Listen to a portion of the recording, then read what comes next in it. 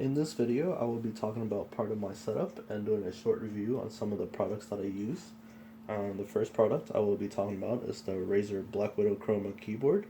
I think it retailed for around $170, but it should have a nice price drop to it because version 2 just came out, and this one should be around $125 on Amazon. I don't have any complaints about it, except when using it for long periods of time. A wrist pad like this Acer one that I have right here, it's actually very useful to have. But with the version 2, Razer did include a magnetic wrist pad, or the wrist rest as they call it. So my only complaint about the keyboard is pretty much solved. The version 2 also has a new yellow switch available, which I think it said it improves responsiveness and it's linear and silent compared to tactile and silent with the orange switch. This particular one, I think it has the green switch, so it's not really silent. Some of the cool features of this keyboard is the extra USB slot on the side. It comes with one extra slot and also has a microphone port and a headphone port.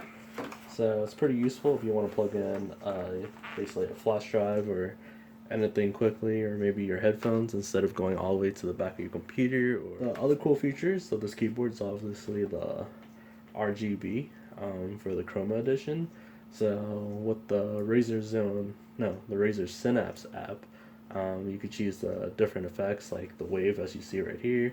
You can change its direction. You can let it breathe different colors. And let's see.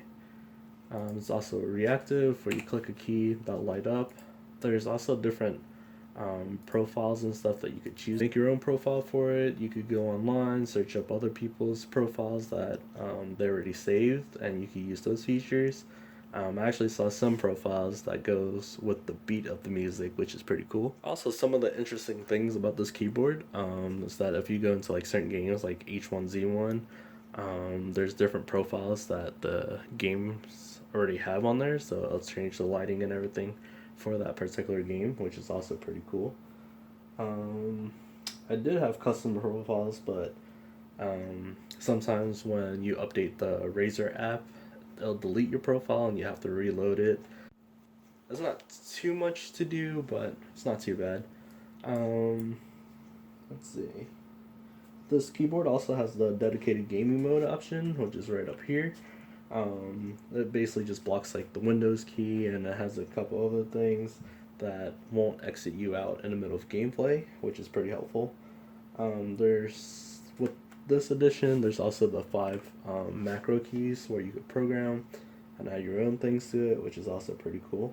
And the next thing I wanted to talk about is my Razer Mamba mouse.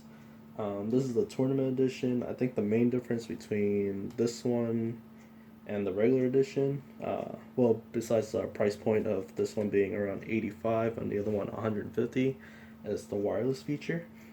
Other than that, it's pretty much the same thing with the 16,000 DPI and the chroma lighting. It also has its own thing right here. You can set up its own profile. You can change the color similar to the keyboard, the direction, and I think that's about it. Overall, it's a pretty nice mouse. It's a good size and all.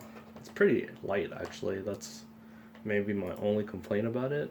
Well, actually, I do have one more thing to complain about, is that sometimes when it needs an app update or something, or once in a while, it'll just freeze and won't move until I unplug it or update it. So that gets kind of annoying, but at least it only happens once in a while and while I'm web browsing, so at least it's not in the middle of a game. And the next thing I wanted to talk about is the Razer Firefly mousepad. It's a hard surface mousepad, and I think right now there's a cloth top out too. It retails for about $60. It's a pretty decent size, as you can see here.